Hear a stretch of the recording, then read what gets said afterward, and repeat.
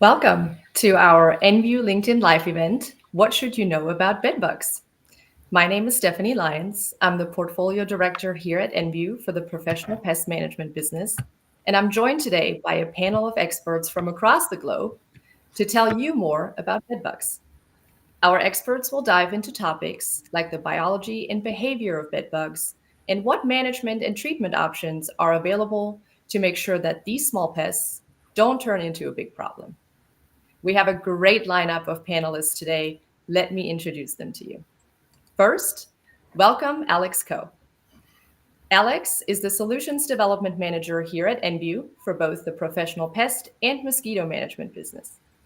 Alex has a PhD in entomology from North Carolina State University and previously worked as a technical manager for McLeod Pest Control. Welcome, Alex. Secondly, we have Alvaro Romero, Associate Professor of Urban Entomology at New Mexico State University. Alvaro's research has been primarily focused on the study of bedbugs, but his urban entomology lab also addresses medically and economically important pests in the Southwest US. Welcome, Alvaro. Thanks And for last, but having me, certainly, Stephanie. absolutely, Alvaro. And last, but certainly not least, welcome Dr. Roman Lasser, doctor in animal toxicology and the founder of the EASY Group. Dr. Lasser is located in France and is providing expertise in the field of pest control with focus on invasive animals. Welcome. Thank you. Thank you all so much for taking the time to be here with us today. And thank you also for everyone in tuning into this live event. If you have any questions for our panel throughout the session, make sure that you drop them in the chat and we will try our very best to get to them during the Q&A section. Okay, let's get started. Alex, my first question today will be for you. Let's start with the basics. What are bedbugs? Why are they a concern for people? And how do people get them? Thank you for the question, Stephanie. Bedbugs are small, nocturnal, blood-feeding insects that can have tremendous negative effects on human health and the quality of life. Bedbugs are small enough to fit on the head of a pencil eraser and can be difficult to spot due to their ability to hide in cracks and crevices in furniture. And while bedbugs do not transmit disease, bedbug bites can cause significant psychological trauma by inhibiting people from sleeping restfully from the knowledge of getting bitten in one of your most secure places in your home, your bed. People can pick up bedbugs from any infested location where they might rest for a period of time.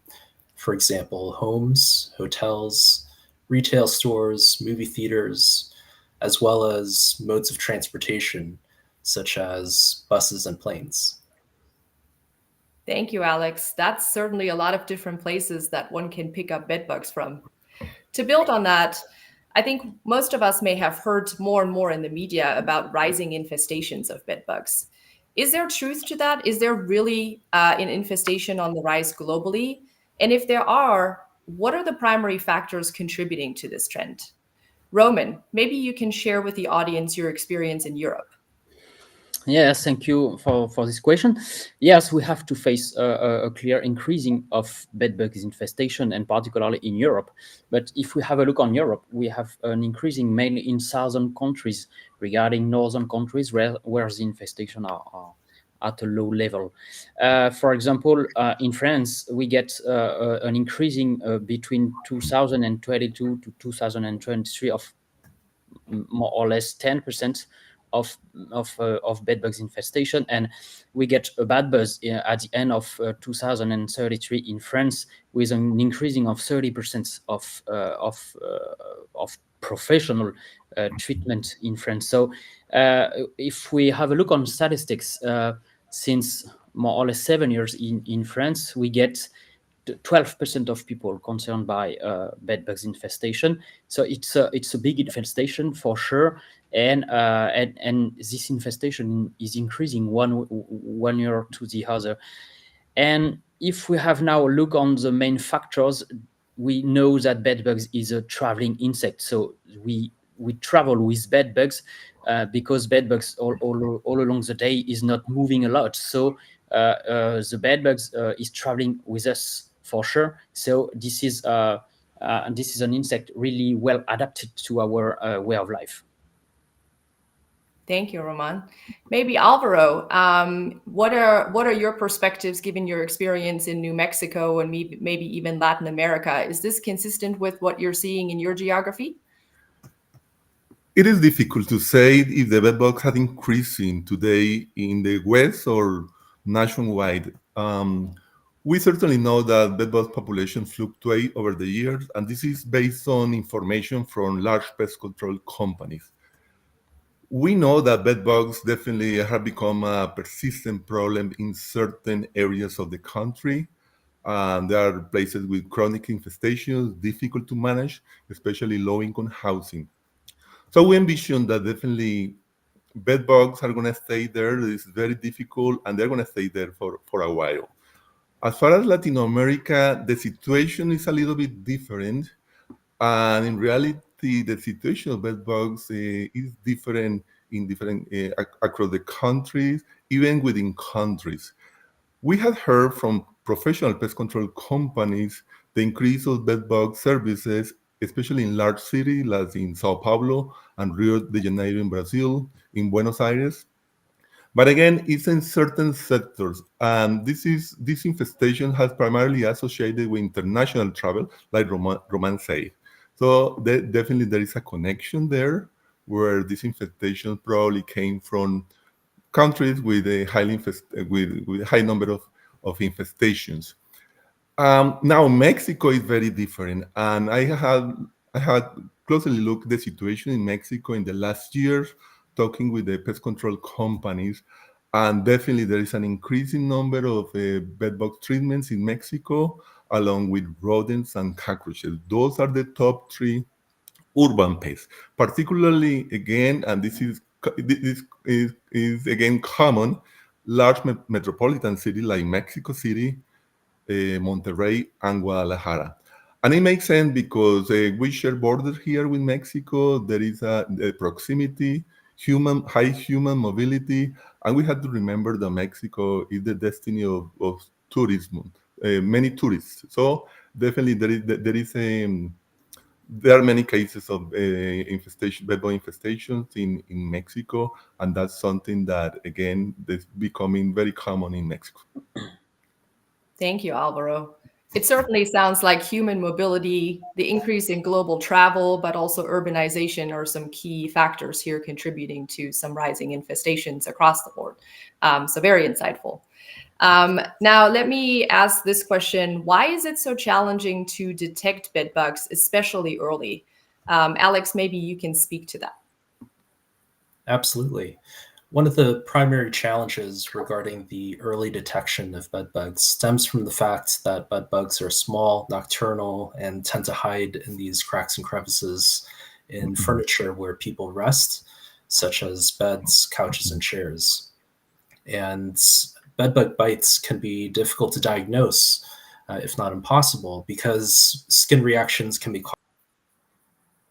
caused by sources other than bedbugs, to soap detergents and bites from other insects such as mosquitoes. Interesting. So based on obviously these challenges, being nocturnal, being quite small, Alvaro, maybe, do you have a perspective on what individuals and organizations can do to overcome this challenge, right? Is there anything that you see as most critical? Yeah, definitely lack of awareness among people, a misconception about bedbugs.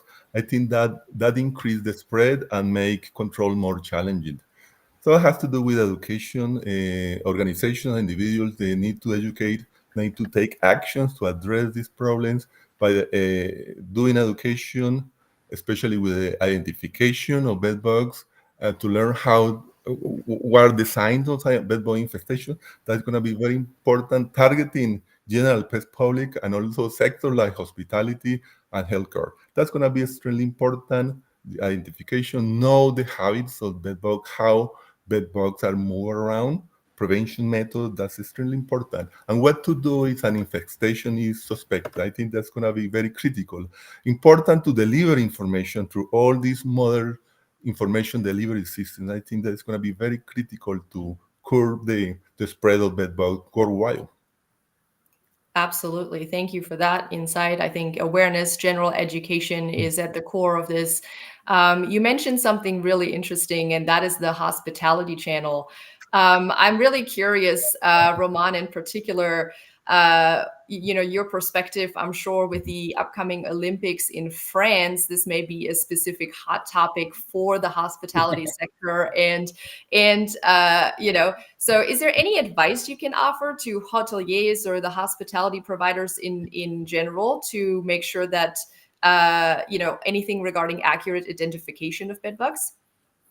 Yeah, because you thank you for this question, and you know that we have to organize soon the Olympic Games in Paris. So yes, this is really important to get few points in mind and to give advice to hotel managers and hospitality provider, because we have a lot in Paris. Get in mind that this insect is coming from people for sure, because it's not moving alone, and so. To make prevention is difficult because it's come with people, and you discover the presence of bed bugs when you have biting activity. But before, it's difficult to know that a bed bug is there. So you have to get in mind that there is always a risk of receiving bed bugs in the hotel, and it's not depending on the type of and the class of hotel, and bed bugs have an impact on all hospitality services. You have to organize a detection, because today we will talk about that with different tool for detection of bed bugs with dogs and so on, and others technical tools. But you have to organize something soon. As soon as you get a doubt about the presence of bed bugs, you have to organize a detection. And as soon as you get the proof of presence of bed bugs, you have to make the job with a professional, with a PCO, and you have to verify that this PCO get a training for that. It's important because you will be able to implement a very solid protocol for that, and it's important to not to do things by yourself, but to make confidence and to give confidence to a professional that is trained to treat bed bugs, because this is a really typical, a really specific biology.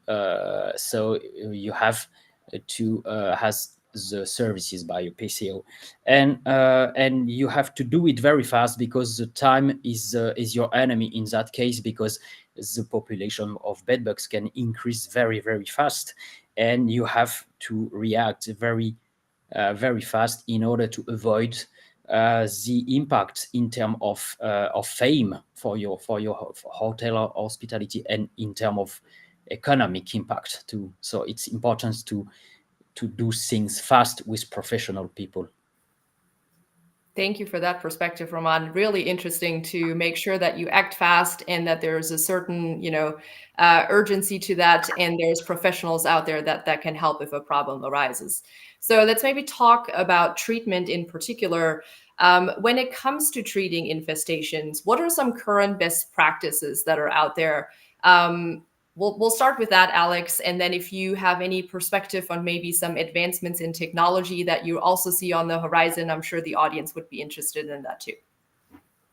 Absolutely. So NVU is dedicated to developing innovation for all elements of bedbug management, from bedbug detection to bedbug control, and these tools are available to pest control operators.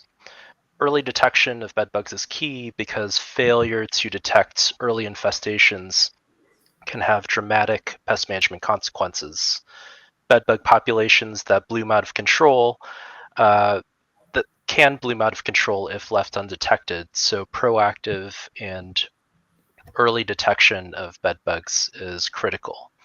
Furthermore, using effective insecticides is essential for achieving good control.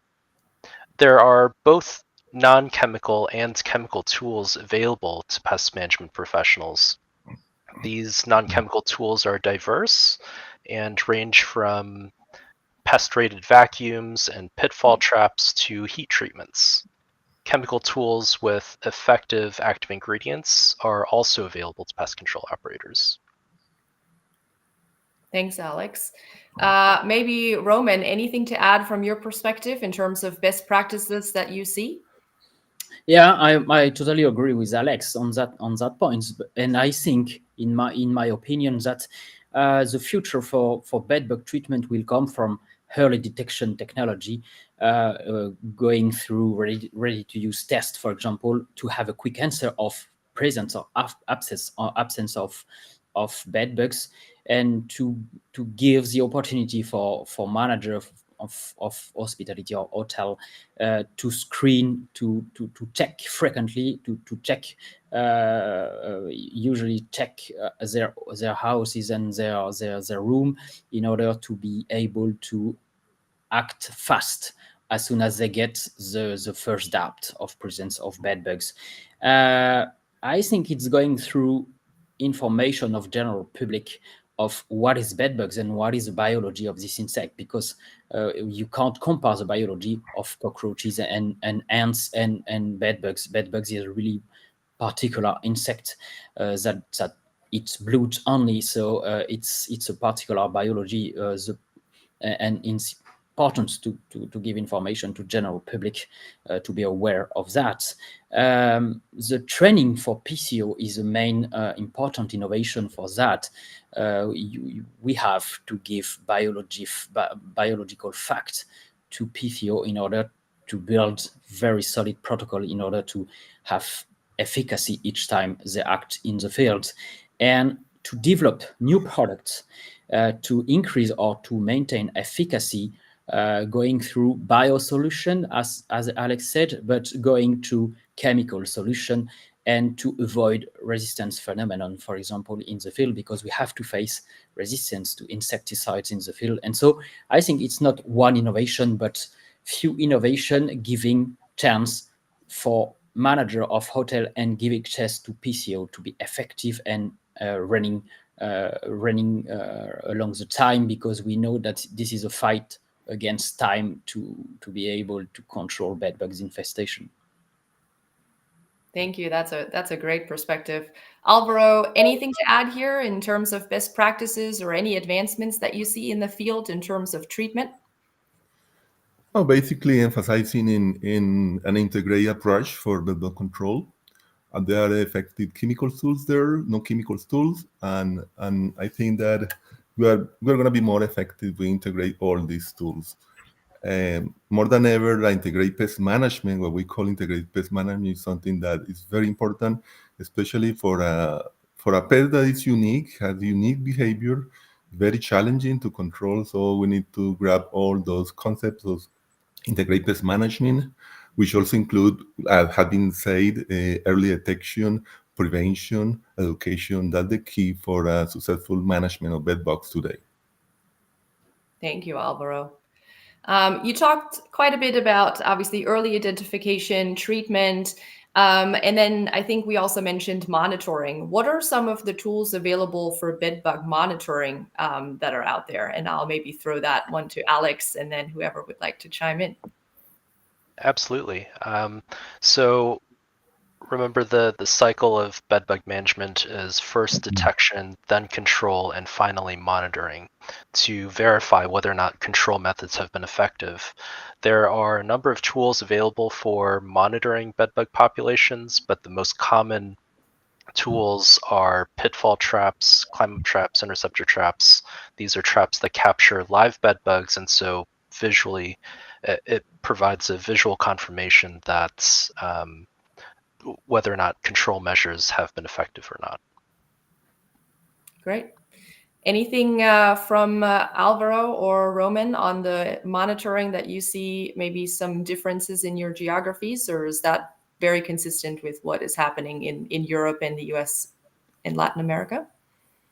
I think that the challenge is to develop monitoring tool in order to give information the most faster we can to the managers and to the PCO in order to succeed in bedbug control in case of infestation. So yeah, it's the IPM approach, and this is the toolbox we have to work on, and just to give new insecticide, new biosolutions, but new monitoring and detection solutions to people in hotel and to PCO in order to be effective in the field.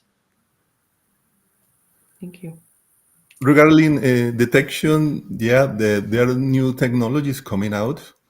Definitely, it's going to help because we know that direct observation, personal observation of infestation, is challenging. We have to remember that this is they had created behavior, they had really well, they fit in more places, and they can be literally anywhere. So I think that it's going to be extremely critical to start using all these ways to improve our detection system, which again we have said here that is very critical for the management of that box. Early detection is extremely critical for this. Thank you. This probably leads me into my next question. We've heard a lot about, them being very small, nocturnal, all of those things. How do you avoid paranoia in the general public, right? Given with the information that you've just shared, maybe Roman, can you speak to what your kind of tips would be to avoid paranoia? Yeah, you're right. This is a good question, because paranoia is the main impact on public health. Because as Alex said, bedbugs is not transmitting, is not a vector of some disease, excepting in some situation in Latin America, but in South America. But yeah, the main impact is a psychological impact, and so to avoid, it's mainly going through information of general public, saying that it's not a problem of health, it's not a problem of sanitary situation of the home or the hotel. It can have an impact on all type of hotel, and not depending on the cost of the room. So it's an important point, and it exists some solutions. So we have to face a phenomenon in France, for example. When people have some bed bugs in their house, they never tell about that to their friends, because they think that they have a problem of sanitary cleaning in their house. But it's not a problem of sanitary cleaning, it's a problem of traveling of people. So we travel with bed bugs, so everything can be concerned. So yeah, we have to inform more and more to general public and to professional from the hotellery and providing room, saying that yeah, we have to inform that this is not a problem of cleaning. It can impact all the professional and all the people, and these people have to talk about their medicals, to talk about a professional in order to find some solution, because some solution exist, and this is the way to avoid paranoia. Yeah. Alvaro, any perspective from you that you would like to add? Sure. Yeah, we need to, try to avoid paranoia, and I think that overreacting to bed bugs is not a good thing, because that's gonna cause anxiety. And the best way to address this is that people get educated again about bed bugs. We're coming back to education now, how to identify it, how to know here our enemy, how he behave, how we can avoid bringing bedbug home. I think that's going to be extremely important. Be proactive. The more we know the pest, the better it's going to be, and we're going to reduce that anxiety. What to do if we suspect that we had the boy infestations, and definitely, because again, this is something that's extremely difficult pest to manage. We need to hire. You need to be hired a professional pest, a knowledgeable professional pest control company. That's going to be very critical. People need to ask for credentials, for reference, and make sure that they do a good job. Thank you. Alex, any words on this part? Yeah, absolutely. I think it's it would be nearly impossible to prevent getting bed bugs. Like I said earlier, bed bugs can be picked up from any location that might be infested, from homes and movie theaters to hotels, buses, and trains and planes. So I think it's nearly impossible to prevent um, uh, getting bed bugs. But I think, as the others have said, education is key. So understanding what bed bugs look like, what evidence of bed bugs look like, these fecal spots that I had mentioned earlier, would help relieve some of that anxiety. So training and education. And the knowledge that we have effective tools both for the detection of bed bugs as well as the control and control of bed bugs as well. Great. Thank you. I think one of the key takeaways for me is, it's not really a sanitary issue. It's really about human movement. I think that's coming out really clearly. And the more we learn about that and the more we understand the facts, the more prepared we are. So great. I think thank you for sharing those insights already with the audience. This brings us to our audience Q&A portion of the event. We've received a number of different questions. Seems to be a lot of interest in this topic. I had no doubt that was the case. So the first question that we've received is, what is the life cycle of bed bugs and how can we control laying eggs? And how many times can a female lay eggs? I'm going to toss this question to Alvaro. Yeah, thank you, Stephanie, for the question. The life cycle itself of bed bugs it consists of eggs, nymphs, and adults, bed bugs. And if how long it lasts, the life cycle, it varies depending on temperature, depending on humidity. So we know, for example, in my lab, they grow within 6 weeks. Complete the life cycle. But that's in the lab. In natural conditions, it's gonna be very different because there are many factors. Again, temperature, humidity, and also the opportunity to get a blood meal. So I would say that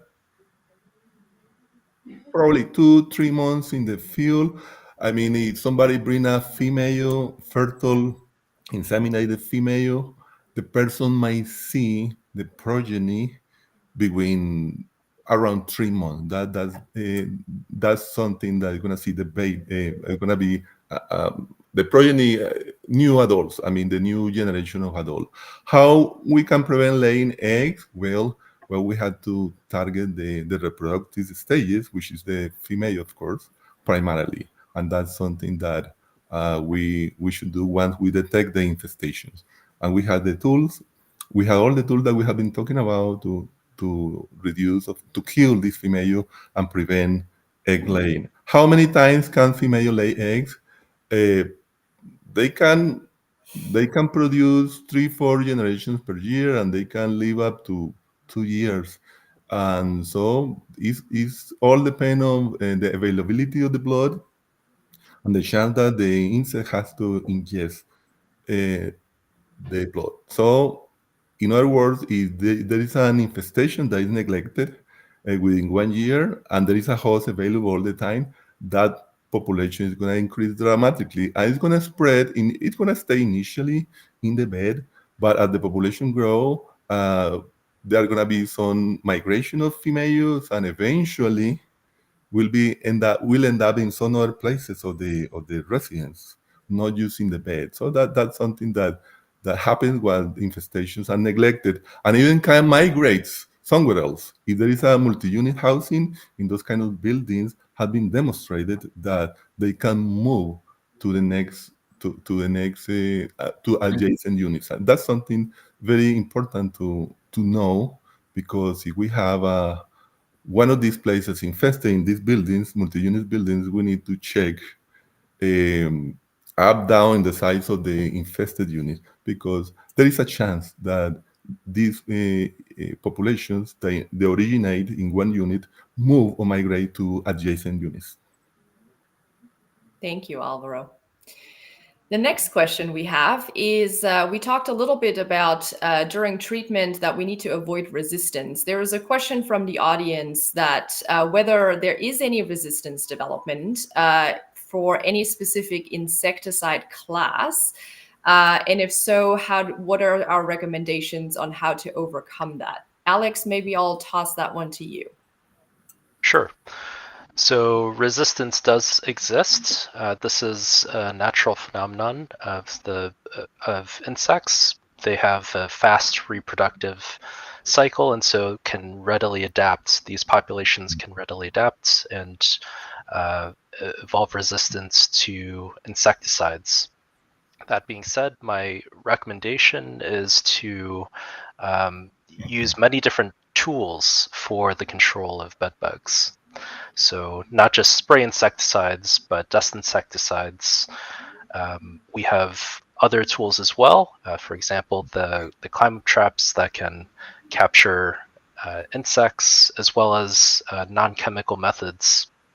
For example, heat, which have been shown to be extremely effective against bedbug populations.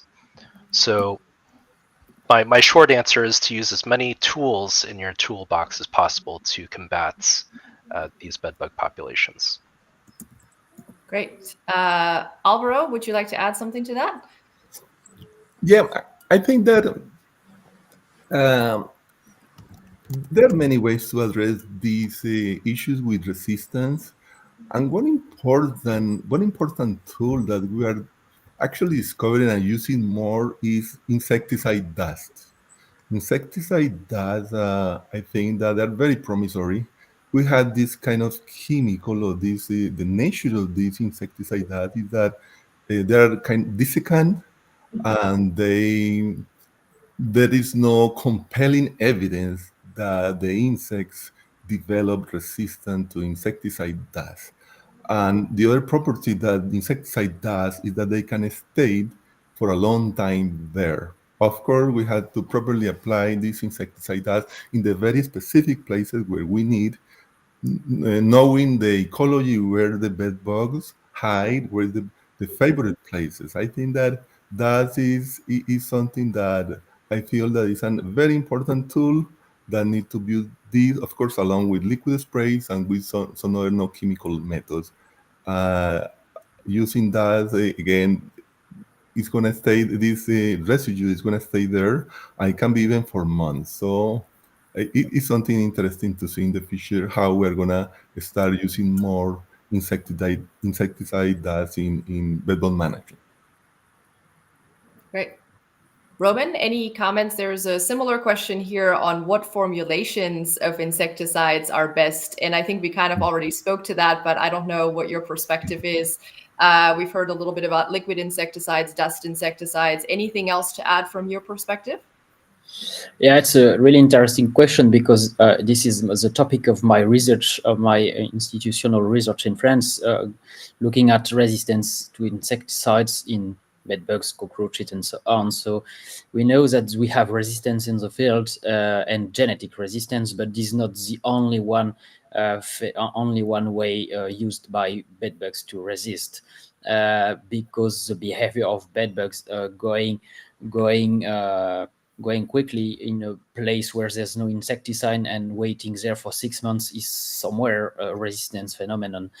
And so we know that we have mutation in genetics in bedbugs that allow, we think in France, more or less 10 to 20% of bedbugs resistance to pyrethroids mainly. And so in that case, this is not a question of type of application, formulation, spraying, fogging, and dusting insecticide on the floor. It's mainly the active ingredients implicated in resistance. So I totally agree with Alex and with Alvaro saying that you have to mix different methods in order to increase efficacy, going from physical methods to chemical methods, and the more faster possible, because you are running against the time to avoid infestation. But if you have a look on chemical solution, you have to move from one chemical type of action to another chemical type of action, going from pyrethroids to neonicotinoids, for example, going from one chemical family to another in order to avoid the only specific pyrethroids resistance. So if you are interested in that, we get a lot of paper, and one paper is now will be publishing in a few weeks, I think, about that, about resistance in France. We know that, but it's not this is not a phenomenon really widespread up to now in France, but as bedbugs, it's growing. Thank you, Roman. I'm going to stay with you for a minute because you talked about the hospitality sector in general, and there's a really interesting question here that I think the perception is that people in hotel industry, maybe in particular, are quite ashamed of when they have bed bugs, right? There's a certain stigma associated to it, and people may only reach out when infestations are really, really high. Maybe what are your tips and maybe thoughts on that, on how we can overcome that stigma? Roman, do you want to take that one? Yeah, there's a clear difference in this stigma from Europe to the United States, because as soon in the United States, when you are a hotel manager and you get a relationship with the PCO, you are proud to put a sticker on the door saying that my PCO do the job, and we are proud that we have a hotel bed bugs free.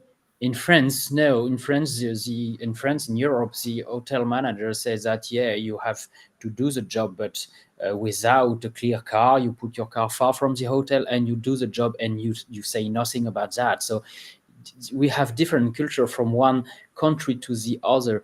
I repeat, this is not a problem of this is not a sanitary problem, and as soon as you welcome people, you can welcome bed bugs. So it's not a sanitary problem, and in that case, if you do not have to face this reality, you can have to face the social media that can become your enemy, because the people put some photos and so on social media, and it's a nightmare after, and gets a very large impact on fame and on your economics. So you have to consider this problem. This is not a stigma, but you have to do the job with trained professional for that, and say, we have a problem. It's not your problem. Everyone can have problem with bed bugs, but you have to solve this problem very fast. Any comments from Alvaro maybe on this one? No? Similar concern, and we talked quite a bit about education. I think that's a common theme here throughout this. We'll go to the next question then, and maybe I'll toss this one to Alex first, and then we'll go from there. How quickly can a bedbug infestation grow? I think we already talked a little bit about the reproduction piece of it. Is there a difference in this and how infestation can grow? Yeah, I think Alvaro touched on this. This is highly dependent on not bed bugs have access to blood meals on in the room, and what the a single bed bug that has hitchhiked purse or backpack, I think likely to cause an infestation. But perhaps if you have an adult female that's ready to that is hitchhiked onto your personal belongings, then is more likely. So it's highly dependent on field conditions, the source population, as well as environmental factors. Makes sense. There's been some conversation here with the audience around the course of treatment. We talked a little bit about best practices. Some people are suggesting, treating 2 times every 2 weeks. Sometimes there's some comments around treating 3 times. Is there a recommended protocol, or does it depend? Maybe Alvaro, I'll toss this one to you. Well, we know by studies that it takes around at least 3 treatments we are talking about insecticide treatment to have the population and the infestation under control. That's pretty much what we know. Um, it's very uncommon that somebody say that they control an infestation with one treatment. That's something that, especially in heavy infestations, I think this is extremely difficult to control unless we are using heat treatment or things like that. So the number of treatments is at least 3 treatments, but we have to look at the label. We need to see that information because we need to follow the label and see how when when we can come back or when the PCO can go back to the place and treat. And this also varies according to the type of formulation. So that's very important to look at the labels, the instructions. In that way, we know that we are using correctly the products. Roman, I see you nodding. You agree? Yeah, totally agree. Yeah, what the best practice is to prepare the site and to put the bed available for treatment, and to have everything putting out from the room, and you can initiate the treatment. And yeah, we recommend to get, depending on the infestation level, but we recommend 3 treatments and a delay of 15 days between each treatment, just to let the time of eggs becoming nymph at the first step. And because we know that some insecticide are not available, are not effective on eggs, you need to wait the time the eggs is becoming a nymph. But yes, treatment is the basic of the treatment, as soon as you have to consider chemical treatment. But with eating treatment, yeah, you can have results with 1 visit or 2 visit maximum. But you have to mix in your protocols different application tools, I think. That makes sense. I think we alluded to it a little bit earlier, that prevention is really difficult for bed bugs, but there is a question from the audience around what are the best tools for prevention that we have available at the moment. Alex, maybe you can answer this one. Yeah, as I mentioned earlier, it's nearly impossible to prevent bed bugs from entering your life. Bed bugs can be picked up from any environment that humans exist in. So I think prevention is going to be nearly impossible. The best course of action that we could take when it comes to perhaps the closest thing that we could get to in terms of prevention is just education and training. So that ties into early detection as well. Knowing what bed bugs look like, knowing what bed bug fecal spots look like, knowing how to inspect for bed bugs. I think these are all measures that we can take to reduce the likelihood of a bed bug occurrence becoming an infestation. Thank you. You mentioned earlier that it's not a topic of sanitation. And I think that one of the questions here has been we've been told historically there is no health risk, but is there any modern studies that confirm that transmission of any disease or health concerns to humans, it's indeed not a problem? Any new advances there? Maybe Alvaro? Yeah, thank you. Definitely, there is no evidence that bed bugs transmit pathogens that cause diseases. All the information we have has been in experimental infections in the lab, but today there is no, in any place, there is no association with, let's say, an outbreak of a disease and the presence of bed bugs. So that's the evidence. I'm not saying that that might happen, but so far nobody has discovered that. And I think that, of course, that is very important. We need to keep an eye on this thing because things can change, hopefully, no? There are many potential pathogens, but again, all this has been in the lab, let's say infections in the lab, but nothing that demonstrate truly that there is a transmission, let's say in the field, that we should be worried about. That's pretty much the state of the art at this moment about disease transmission by bedbugs. Roman, do you have any perspective from your research? Yeah, we know that some bedbugs is able to transmit Chagas disease, that is a sort of parasites, but it's not a global concern. It's a particular case.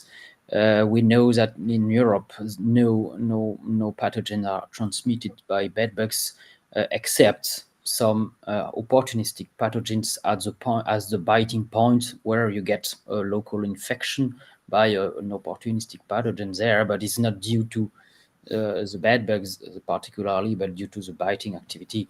It's not the same case than mosquitoes that transmit clearly virus and arbovirus, but in bed bugs we know nothing at time. We know nothing transmitted in Europe. So yeah, it's the same state of the art than Alvaro. Yeah. Right. Now, with humans being the biggest carriers of bed bugs through movement, right?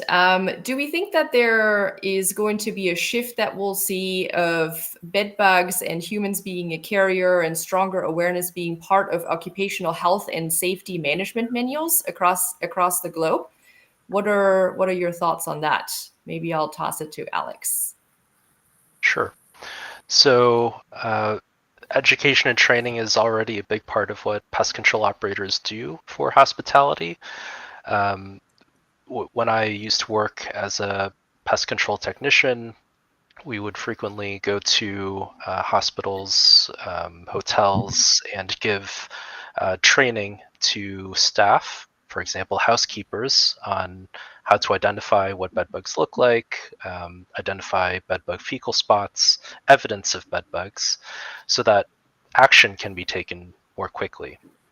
So to answer the question very specifically and directly, I'd say that there are already efforts in place to enhance the knowledge base of people that work in these environments.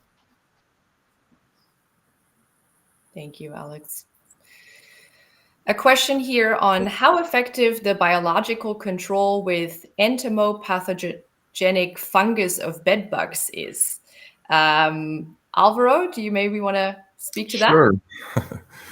Yeah, this is a quite interesting question. Of course, when we have a pest like this, we start looking around what works. I think that's that because we are here to propose solutions, and of course, we have look at. I mean, people try to look at all these entomopathogenic fungus, nematodes, and all these kind of tools. And yes, there is information about, and there is a technology that has been developed lately in the last 5-10 years, I guess, about the use of entomopathogenic fungus. There are some species, Boveria bassiana, and that is commercially available, and which has been demonstrated, and that has an effect because it has a different mode of action than typical traditional insecticides.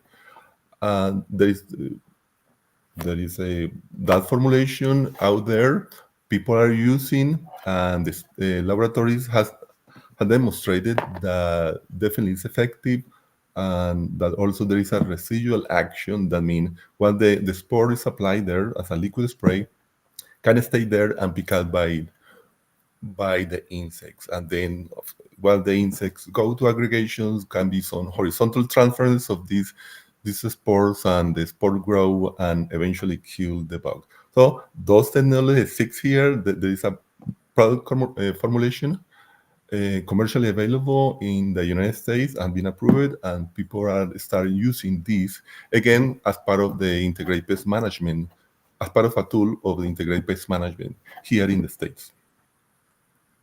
Alex, do you have anything to add there? I'd say that Alvaro touched on this, but as part of any effective integrated pest management program, there are a variety of different tools that are available to pest control operators to effectively manage bed bugs. And the use of all of these tools, from non-chemical tools to chemical tools, using all of these tools available in your toolbox is essential for achieving good control. Great, thank you. A very interesting question here, maybe Roman, to say that we've talked a lot about the what in terms of treatment on the use of products. Is there anything about the how, especially considering the life cycle of bed bugs, right? Not all of the animals will lay the eggs at the same time. So is there anything in terms of the how on the treatment where there's best practices or tips that you can share? The crucial step of the treatment is the pre-treatment and the preparation of the sites to put the bed available for the treatment, and to get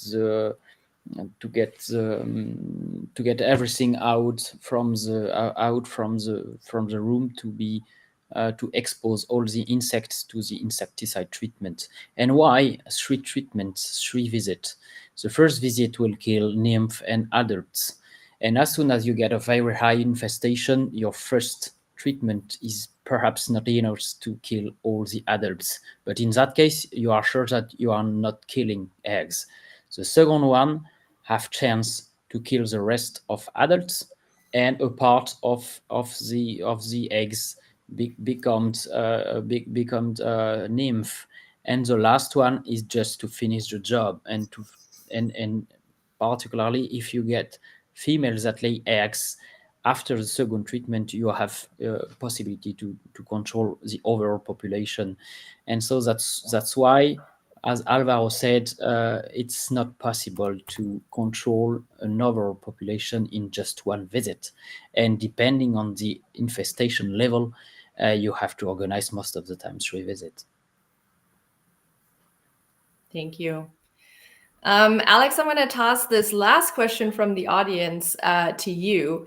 Do you have an estimation of how much we can reduce the timing of the to get rid of the infestation by adopting early detection? Is there a time gain to be had? I think this is entirely dependent on the source population that's being introduced into the environment. So the earlier you can detect bed bugs, the faster you can start to implement control measures.